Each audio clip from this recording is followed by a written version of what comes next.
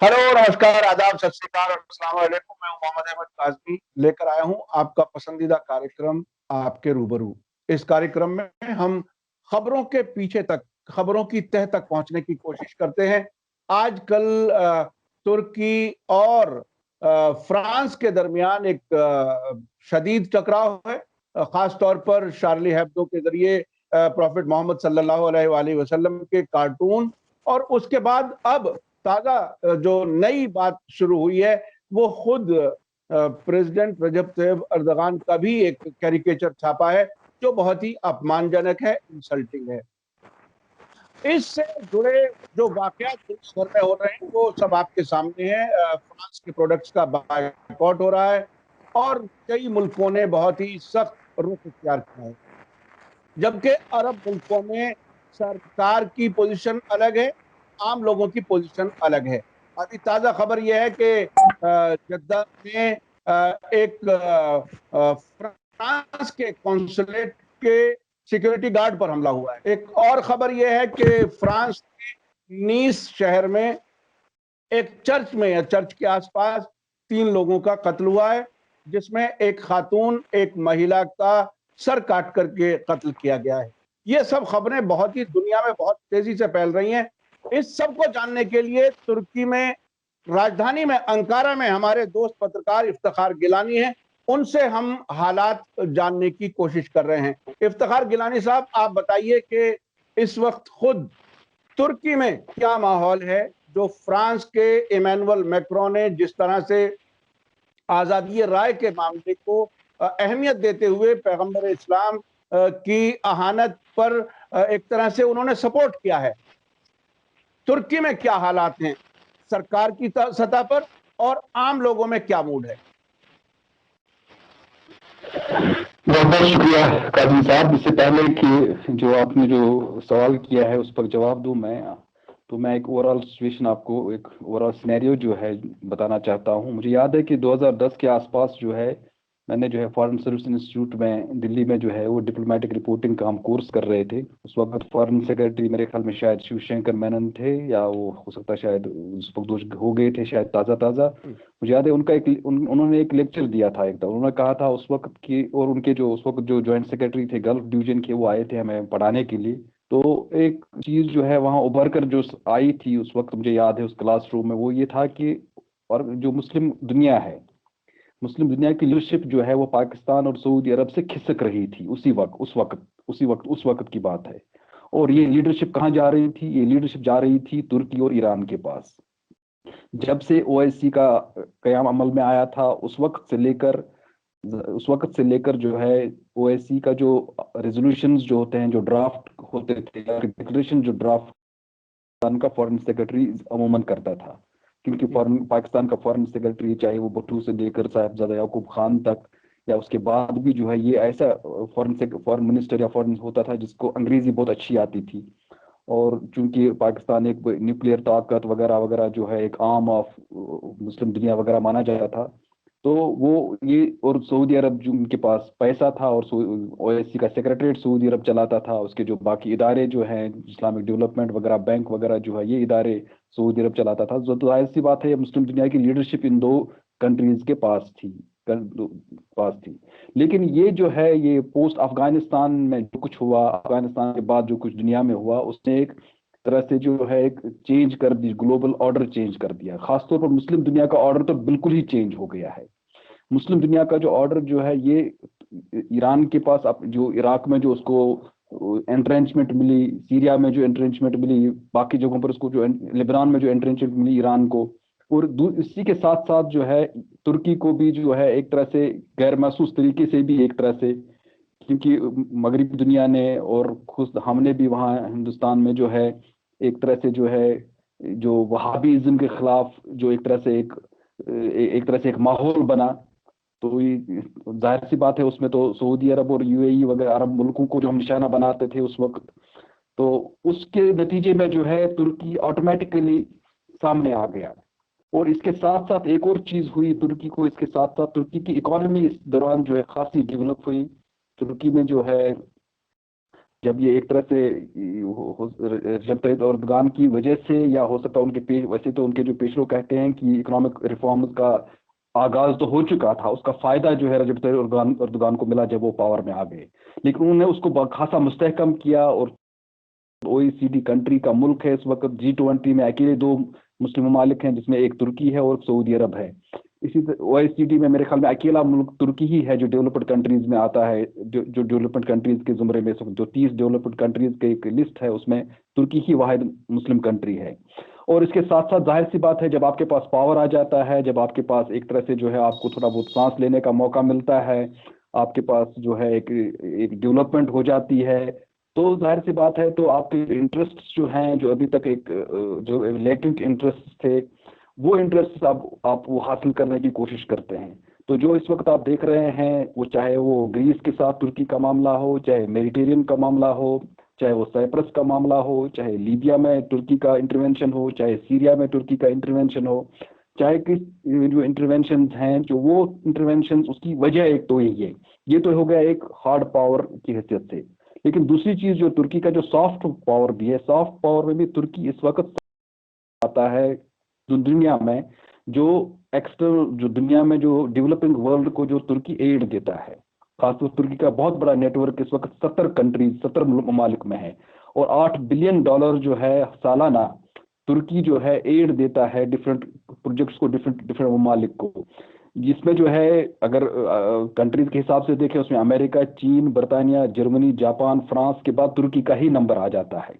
ये जो अगर उस हिसाब से अगर आप उसको कंपेयर करें इंडिया के साथ, इंडिया का जो एक्सटर्नल एड है वो है $1.4 बिलियन, जबकि तुर्की का $8 बिलियन है।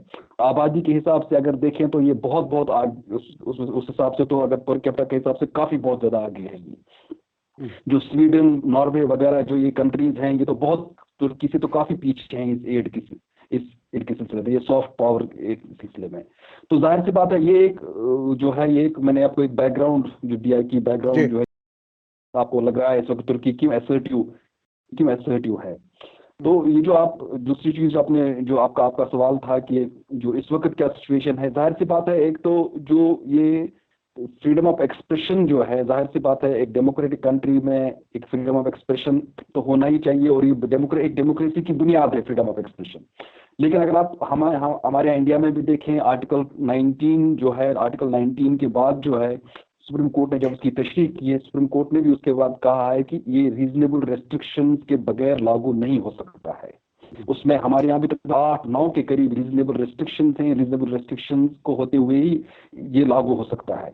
अब अगर यूरोप की तरफ आप देखें, यूरोप में भी जाहिर सी बात है वो डेमोक्रेसी और फ्रीडम ऑफ एक्सप्रेशन को बहुत वैल्यू करते हैं वो। लेकिन यूरोप में अगर आप वैल्यू करते हैं, यूरोप में मैं गिन रहा था अभी थोड़ी देर पहले तक, 1998 से लेकर अभी 2019 तक तकरीबन 22 के करीब आर्टिस्ट, 22 के करीब ऐसे जो आर्टिस्ट या ऑथर्स जो हैं उनको सजाएं हुई हैं, उनको जेलों में बंद किया जा चुका है। ये फ्रांस में, जर्मनी में, स्वीडन में और बहुत सारी कंट्रीज में, अभी 2019 में कनाडा में भी, जिन्होंने जो है हॉलोकॉस्ट डिनाइल के ऊपर लिखा हुआ है। मैं ये समझता हूँ कि नहीं होना चाहिए हॉलोकॉस्ट डिनाइल, एक बहुत बड़ा एक सान्या रहा है ये। लेकिन फिर तो अगर आप फ्रीडम ऑफ एक्सप्रेशन देते हो, फिर उनको भी फ्रीडम ऑफ एक्सप्रेशन होना चाहिए। ये दोहरे पैमाने फ्रीडम ऑफ एक्सप्रेशन के नहीं हो सकते हैं। और इस पर आयतुल्लाह खामेनाई ने भी बयान दिया है कि अगर वाकई ये आजादी है तो हॉलोकॉस्ट पर सवाल करने वालों को जेलों में क्यों डाला जाता है। ये बात उनकी तरफ से भी आई है। बिल्कुल एग्जैक्टली, मुझे याद, सिर्फ इसमें एक्चुअली मसला ये है कि मुस्लिम दुनिया का खुद का मसला है। अगर आपको याद होगा कि कुछ साल पहले सऊदी अरब ने, जब कनाडा ने सऊदी अरब में इंसानी हकूक के ऊपर सवाल उठाए, सऊदी अरब ने कनाडा के साथ अपने तिजारती ताल्लुकात भी और सफारती ताल्लुकात भी मुनक़ता किए। ये और दूसरी आपको याद है कि जब 1988 में जो सलमान रुश्दी का मामला आया था, आयतुल्लाह ख़ुमैनी ने उसको फतवा दिया था। अब इसके बगैर क्या फतवा ठीक था या नहीं था, उसको कत्ल करने का फतवा दिया था, उन्होंने नहीं दिया था। लेकिन आपको याद होगा कि पूरे ईरान कंप्लीटली आइसोलेट हो गया था उस वक्त।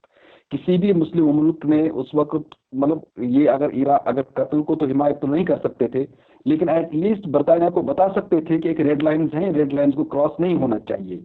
मुस्लिम ममालिक ने खुद रेड लाइंस को कभी डिफाइन नहीं किया, खुद वेस्ट को नहीं बताया कि रेड लाइंस को क्रॉस करने से क्या उसके क्या मुज़मिरात हैं, वो रेड लाइन क्रॉस नहीं हो सकते हैं। ये तो आज चलिए हज़रत सल्लल्लाहु अलैहि वसल्लम का मसला है, कल तो किसी और का मसला भी हो सकता है। कल जो है कभी ये जो इस वक्त जो है मैं देख रहा था कि इंडिया में जो है बहुत सारे ऐसे जो आउटफिट्स जो हैं जो उस वक्त खुशियां मना रहे हैं, और वो बिल्कुल वो समझते हैं कि चलो मुसलमानों को निशाना बनाया जाता। अब क्या कल अगर किसी भगवान को कल किसी तरह से कोई इस्तेमाल कर उनके उसके खिलाफ भी किसी तरह से कल वो फ्रीडम ऑफ एक्सप्रेशन का सहारा लेकर उनको भी इसी तरह से जो तस्लील का निशाना बना सकते हैं। तो मुझे लगता है कि एक तरह से जो है एक रेड लाइंस हमें ड्रा करनी चाहिए।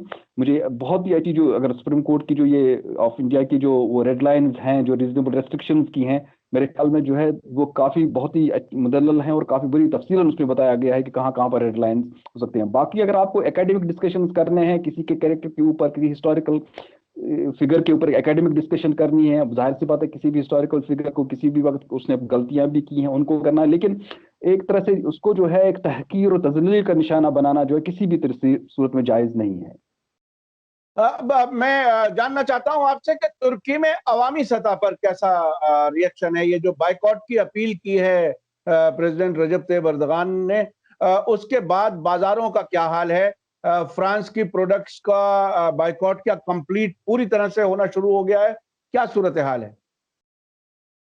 क्योंकि फ्रांस जो है, ये तो आपने बहुत अच्छे से, फ्रांस जो है काफी, या जो यूरोपियन यूनियन हद तक जो है तुर्की का मेजर मार्केट है, और काफी यहाँ पर जो है ये एक जब इनका तुर्की का नेगोशिएशंस चल रही थी ईयू के साथ, ईयू में शामिल होने के लिए, तो जाहिर से बात उन्होंने अपने मार्केट सब खोल दिए थे उस वक्त यूरोपियन यूनियन के लिए, और फ्रांस भी जो है एक बड़ा ट्रेड पार्टनर है तुर्की का।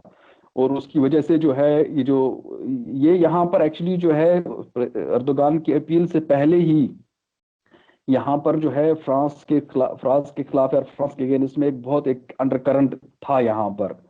इवन इस हद तक कि जो यहाँ पर जो बहुत ही स्टंच सेकुलर पॉलिटिकल पार्टीज हैं, सीएचपी हैं, ये जो बहुत ही जो पार्टीज हैं, जो अतातुर्क की जो पार्टीज हैं, इन लोगों का भी जो है ये फ्रांस के साथ जो है वो, क्योंकि फ्रांस ने जिस तरह से रोल प्ले अदा, ये तो फ्रांस ने जिस तरह से रोल किया लीबिया में एक इलेक्टेड गवर्नमेंट है वहां पर, जिस गवर्नमेंट को इलेक्ट किया गया है, जिसको यूनाइटेड नेशंस रिकॉग्नाइज कर रहा है, उसके खिलाफ वहां पर फ्रांस एक वारलॉर्ड को सपोर्ट कर रहा है, और उस वारलॉर्ड को जो है आर्म्स और एम्युनिशन दे रहा है अब वहां की जो इलेक्टेड गवर्नमेंट के खिलाफ लड़ने के लिए। वो इलेक्टेड गवर्नमेंट जो है, हो सकता है शायद फ्रांस की मदद से जो है कब का जो है वहां पर मिलिट्री रूल आ गया होता, अगर वहां पर तुर्की उनकी मदद को न पहुंचता। और तुर्की की मदद की वजह से ही वहां त्रिपोली का एयरपोर्ट, और त्रिपोली से उनको जो है मशरिक की तरफ भगा दिया गया। अगर वो लिहाजा जो है फिर उसके बाद जो है जो उसका रवैया रहा फिर मेडिटेरियन में, ये जो जाहिर सी बात है मेडिटेरियन एक ऐसा जो जाहिर सी बात यूनाइटेड नेशंस ने जो लॉ ऑफ सीज का जो बनाए थे उस वक्त कहा था कि जो भी कंट्री का जो साहिल है या कंट्री जो है वो 200 किलोमीटर के आस पर जो है वो वहां पर इकोनॉमिक उसका जो है एक एक्सक्लूसिव इकोनॉमिक जोन होता है। ये मेडिटेरियन के ऊपर जो है लागू करना बहुत ही मुश्किल है, क्योंकि मेडिटेरियन के आसपास जो है तकरीबन 22 की कंट्रीज हैं, और सभी कंट्रीज अगर तकरीबन 200 किलोमीटर का अहाता करें तो ये जाहिर सी बात खुद ही एक तनाज़ा है। और फिर उसमें दूसरी चीज ये है कि जिस वक्त जब ग्रीस ने जब 1920s में तुर्की पर कब्जा कर लिया था, तो तुर्की ने जब उनको जो वहां पर शिकस्त देकर बाहर निकाला था, तो तुर्की का जो एरिया जो है वो तो उनको सिक्योर कर दिया था उसको, लेकिन उसके आसपास जो आइलैंड्स है उनको नहीं किया था उन्होंने सिक्योर। आइलैंड्स अभी भी ग्रीस ईरान के पास है। अब वहां पर एक आइलैंड जो है वो तुर्की के साहिल से, अनतोलिया से सिर्फ 1.5 किलोमीटर दूर है, सिर्फ 1.5 किलोमीटर दूर है। और तुर्की वहां से, और यूनान यूनाइटेड नेशंस के इस रूल का हवाला देकर वहां से 200 किलोमीटर जो है तो अपनी एक्सक्लूसिव इकोनॉमिक जोन मांग रहा है, जो जाहिर सी बात है जो एक पॉसिबल ही नहीं है, और वो बिल्कुल ही ओवरऑल के खिलाफ है। और चूंकि इस मेडिटेरियन अभी तक जाहिर सी बात है इन ओशंस की किसी को याद नहीं आ रही थी, लेकिन 2010 में इसराइल ने मेडिटेरियन में एक बहुत बड़े गैस के जखीरे का पता चलाया लियोथान के पास। उसके बाद डिफरेंट कंट्रीज ने भी, जो तुर्की ने भी, जब उसके बाद जो है इनको भी जो गैस के वहां पर काफी जखीरे मिले मेडिटेरियन में, तो जाहिर सी बात है अब उसकी इकोनॉमिक इंटरेस्ट पैदा होना शुरू हो गई समंदर के ऊपर। अब इसको जो है बजाय इसके कि आप बैठकर वो एक कोई तस्फिया करके ग्रीस जो है अपना एक एरिया ले ले, तुर्की अपना एक एरिया ले ले, बजाय इसके कि वो जो है वहां पर अब वो जो है किसी को देने के लिए कुछ तैयार नहीं है, वो उनको कट कर रखना चाहते हैं। जिसके जवाब में जो है तुर्की ने लीबिया के साथ एग्रीमेंट करके मेडिटेरियन में जो है खुदाई की, मेडिटेरियन में तेल निकालने का राइट्स हासिल कर लिए थे, जिसके ऊपर इजिप्ट भी उनसे खफा है, जिसकी वजह से जो है ये ग्रीस भी उनसे खफा है, जिसकी वजह से इसराइल भी खफा है उनसे। अच्छा, क्या पब्लिक प्रोटेस्ट वगैरह भी हो रहे हैं फ्रांस के खिलाफ खुद तुर्की में? अब जनरल मूड आम लोगों का क्या है? वो क्या देखिए, हम जब सब कॉन्टिनेंट में रहते हैं तो यहाँ लीडर्स का अपना एक तरीका होता है, और अब हालांकि मोदी के टाइम में तब्दीली आई है, वो बिल्कुल एक बियॉन्ड साइज मान लिया गया है। लेकिन मिडिल ईस्ट में और जिस इलाके में आप हैं, तुर्की में, वहां आमतौर पर लीडर की इमेज जो बहुत ही बड़ा पर्सोना बनता है। तो अभी खुद तुर्की के लोगों में कितने अपने लीडर के साथ वो कितने जुड़े हुए हैं, और वो खास तौर पर ये जो कैरिकेचर खुद इनका छपा है शार्ली हेब्दो में रजब तैयब अर्दगान का, उसके बाद क्या मूड है वहां का? हाल क्या है आम लोगों का? जो फ्रांस, मैंने कहा जो आपको जो बैकग्राउंड दे दिया, उस बैकग्राउंड के हवाले से जो है यहाँ जो है तकरीबन सभी पॉलिटिकल पार्टीज में जो यहाँ पर एक्सट्रीम सेक्युलरिस्ट्स भी हैं, नेशनलिस्ट्स भी हैं, और जो इस्लामिस्ट्स भी हैं, उनकी उनमें एक तरह से कंसेंसस था इस पर, फ्रांस जो कुछ कर रहा है, जिस तरह से फ्रांस तुर्की के साथ बिहेव कर रहा था, उस मामले में एक कंसेंसस है यहाँ पर। और दूसरा जो आप ये कह रहे हैं कि इस वक्त जो इस कार्टून्स वगैरह पर जो है, चूंकि यहाँ पर एक चीज हुआ, चूंकि प्रेसिडेंट ने खुद ही इस इशू को लिया और इस इशू को उठा लिया, और यहाँ पर आज जो है तुर्की आज इस वक्त तकरीबन अपना 97th रिपब्लिक डे मना रहा है आज। आज यहाँ पर रिपब्लिक डे है, तो उसकी वजह से चूंकि वो खुद ही उन्होंने उसको ले लिया, इसलिए यहाँ पर जो है उस तरह से जो है, जिस तरह से आपको बांग्लादेश में, इंडिया में जो पब्लिक प्रोटेस्ट, सड़कों पर पब्लिक आ गई, तो सड़कों पर यहाँ पर तो नहीं आ गए, लेकिन यहाँ पर जो है पिछले जुमा के दिन भी इस्तांबुल वगैरह में अच्छे खासे प्रोटेस्ट हुए थे। लेकिन जब उसके बाद जो है चूंकि जो कुछ वो मुतालबा कर सकते थे अपनी हुकूमत से, वो तो उन्होंने तकरीबन सभी चीजें की। उसमें से इवन जो है जब तक अर्दोगान तो उससे भी एक दो कदम आगे ही गया। यहाँ पर जो जो डिपार्टमेंटल स्टोर्स वगैरह हैं, यहाँ पर जो फ्रेंच प्रोडक्ट्स जो हैं उनको हटाया गया, उनको खुद ही वहां पर जो है इन्होंने जो ये चीजें हटा दी। तो इसलिए जो है यहाँ, लेकिन ये जो है अरब कंट्रीज की तरह से है, जो वहाँ वहाँ पर चूंकि पब्लिक ओपिनियन अलग है और हुकूमतें बिल्कुल अलग डिफरेंट सतह पर वहाँ पर सोच रही हैं, जाहिर सी बात है ये इशू जो है ना, ये एक्चुअली इशू है, ओआईसी का इशू है। और ओआईसी को ही एक तरह से जो है आपने खुद एक उनको एक बाकायदा एक लाना चाहिए। जिस तरह इसराइल ने हॉलोकॉस्ट के ऊपर जो है, इसराइल ने बाकायदा जो है एक पूरी दुनिया को बताया है ये रेड लाइन है, इस रेड लाइन को कोई पार नहीं कर सकता है। इस रेड लाइन को जो पार, जिसकी वजह से यूरोपियन यूनियन को, यूरोप के कंट्रीज को अपने कानून बनाने पड़े, जिसकी वजह से मैंने किसी को, अब मैं जब देख रहा था बहुत सारे ऑथर, किसी को 18 महीने की जेल हुई है, किसी को 20 महीने की जेल हुई है, किसी को फाइन हुए हैं, किसी को कुछ हुए हैं, इसके ऊपर जो हॉलोकॉस्ट डिनायल करने वालों को। तो इसी जाहिर सी बात है ओआईसी को भी इसी तरह से एक फ्रेमवर्क बनाकर डिप्लोमेटिकली और अपनी सतह पर जो है यूरोपियन ममालिक के साथ उसको उठाकर उनको जो है उस पर, क्योंकि अगर यूरोपियन ममालिक को पता चला इसकी कॉस्ट्स है, तो जाहिर से वो भी फिर अपने आप में कानून बना देंगे, और जो एक रीजनेबल रेस्ट्रिक्शंस जो हैं, जिस तरह उन्होंने हॉलोकॉस्ट डिनायल पर रखे हैं, इसी तरह से इसके ऊपर भी रीजनेबल रेस्ट्रिक्शंस इंट्रोड्यूस कर सकते हैं। अच्छा, एक आखिरी सवाल मैं करना चाहता हूं। आमतौर पर शायद दुनिया भर के मुसलमान, भारत में मैं आमतौर पर देखता हूं, हमारे यहाँ जो चैनल के पर जो रिएक्शंस आते हैं, कमेंट्स आते हैं, उससे ये महसूस होता है कि लोगों ने अर्तुगरुल गाजी सीरियल देख देख करके उनके जहन में एक नई इमेज बन रही है तुर्की की, और तुर्की की लीडरशिप की, खासतौर पे प्रेसिडेंट रजब तैयब अर्दगान की। शायद कुछ लोग ऐसा महसूस कर रहे हैं कि 2023 के बाद में सल्तनत उस्मानिया वापस आएगी, और चूंकि सऊदी अरब से उनको बहुत धोखा महसूस हो रहा है इजराइल के साथ ताल्लुकात की वजह से, जिस तरह से अरब मुल्क ताल्लुकात कायम कर रहे हैं इजराइल के साथ, क्या तुर्की के लोग भी कभी इस तरह से अपने लीडर को देखते हैं? क्या तुर्की के लोग भी ऐसा महसूस करते हैं? क्या उन्हें भी ये मिरर इमेज बन के सामने आती है, जैसे कि दुनिया के दूसरे इलाकों में रजब तैयब एर्दोगान के बारे में एक इमेज बन रही है? वहां के लोगों की क्या सोच है? ये कहना तो बिल्कुल ज्यादती होगा कि जो है और बहुत ही फार फेच्ड इमेजिनेशन है कि 2023 के बाद जो खिलाफत उस्मानिया का अहिया हो सकता है, क्योंकि उसके जो एरियाज जो है वो पॉसिबल नहीं है। बल्गारिया वगैरह ये जो सब एरियाज जो है ये बिल्कुल पॉसिबल तो नहीं है। लेकिन जो मैंने आपको जो पहले इसलिए बता दिया आपको कि तुर्की का जो है लीडरशिप ऑटोमेटिकली जो ओवैसी इस्लामी दुनिया की लीडरशिप यहाँ शिफ्ट हो गई है। तो जाहिर सी बात है उसको अब वो लीडरशिप अब उसके कंधे पर है, उसको बाहर उठाना है, उसके लिए उसको स्टैंड लेने हैं। तो इसीलिए जो है कई ममालिक को लग रहा है कि इंडिया में या कहीं पर ममालिक को लग रहा है जब वहां पर तो रजब तैयब एर्दोगान अगर कभी किसी वक्त जो वहां पर जो सिटीजनशिप एक्ट के बारे में अगर बात करता है, वो अगर बात करता है उनको लग रहा है ये क्यों करता है, ये कि हमारे मामले में ये हमारे मुल्क में मुदाखलत क्यों करता है। तो जाहिर से ये लोग ये शायद में समझ नहीं पा रहे हैं कि आखिर तुर्की इस तरह कर क्यों रहा है। तो जाहिर जो एक इसको एक उस लीडरशिप के हवाले से जाहिर सी बात है उनको बहुत सारी मुल्कों के साथ, बहुत सारी कंट्रीज के साथ जो है उनको उनको जाहिर सी बात उनके उनके स्टैंड से अगेंस्ट जाना पड़ा है। ये नाटो का तुर्की नाटो का मेंबर भी है।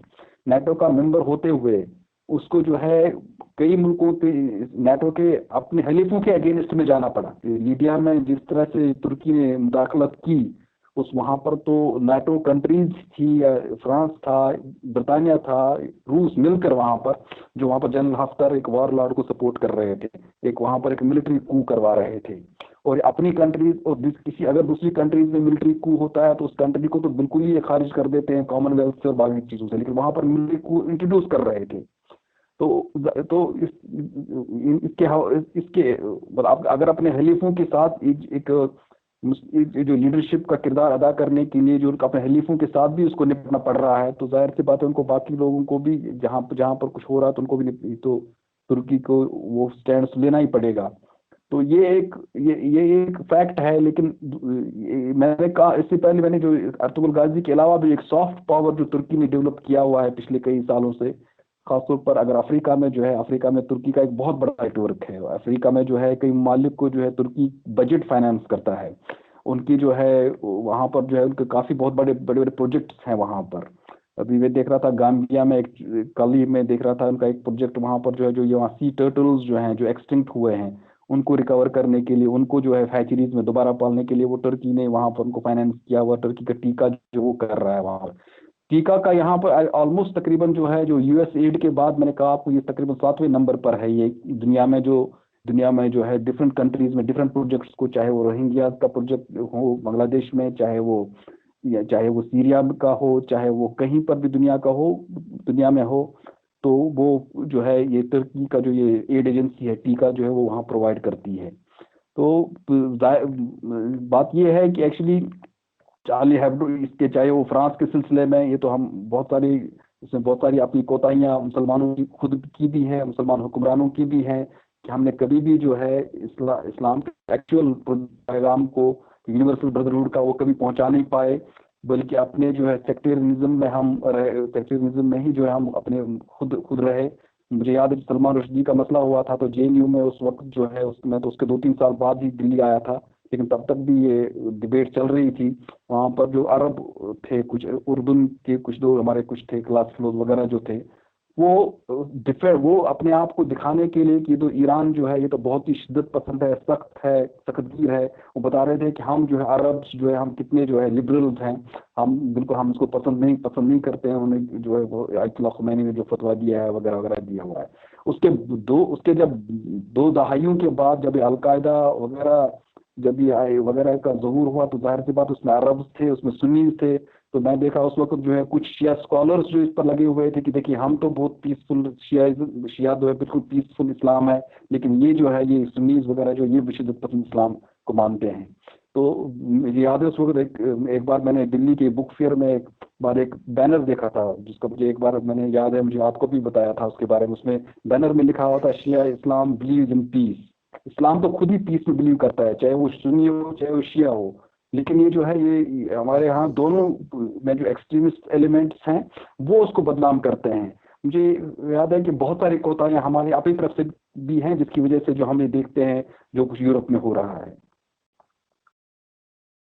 बहुत बहुत शुक्रिया इफ्तिखार गिलानी साहब, आपने हमारे दर्शकों को बहुत इंफॉर्मेशन दी तुर्की की राजधानी अंकारा से, और आपने ये बताया कि लीडरशिप शिफ्ट हुई है और जिम्मेदारी तुर्की की ज्यादा है, लेकिन साथ साथ ये भी बताया कि सल्तनत उस्मानिया की उम्मीद करना कुछ ज्यादा बात हो जाएगी, ज्यादा बड़ी बात होगी, वो प्रैक्टिकल नहीं है। इसके अलावा आपने बहुत सी बैकग्राउंड इंफॉर्मेशन भी दी। तुर्की का पूरी दुनिया में बहुत से मुल्कों में जो रोल बढ़ रहा है, बहुत से मुल्कों में 70 मुल्कों में वो मदद दे रहा है और इकोनॉमी को बहुत मजबूत किया है। ये सारी चीजें मिलकर के एक ओवरऑल मुल्क की इमेज को, लीडरशिप की इमेज को बहरहाल मजबूत बनाती हैं। आपका बहुत बहुत शुक्रिया, आपने हमें ये सब जानकारी दी और हमारे लिए वक्त निकाला, उसके लिए हम आपके शुक्रगुजार हैं। इसी के साथ मैं अपने दर्शकों से कहना चाहता हूं कि हम कोशिश करते हैं कि जहां से खबर हो वहां से कुछ इंफॉर्मेशन ली जाए। इफ्तिखार गिलानी साहब हमारे दिल्ली के में रह चुके हैं एक लंबे अरसे तक, जर्नलिस्ट हैं, हमारे जानने वाले हैं। हम उनसे कभी कभी रिक्वेस्ट कर लेते हैं कि वहां से हमें कुछ हालात बताएं। इसी के साथ मुझे दीजिए इजाजत। धन्यवाद, शुक्रिया, जय भारत, जय हिंद। मीडिया स्टार वर्ल्ड के और वीडियो देखने के लिए हमारे चैनल को सब्सक्राइब करें और सीधे नोटिफिकेशन पाने के लिए बेल आइकन दबाएं। और अगर हमारी खबर सच्ची और अच्छी लगे तो अपने व्हाट्सएप, इंस्टाग्राम, फेसबुक और ट्विटर अकाउंट पर ज़रूर शेयर करें।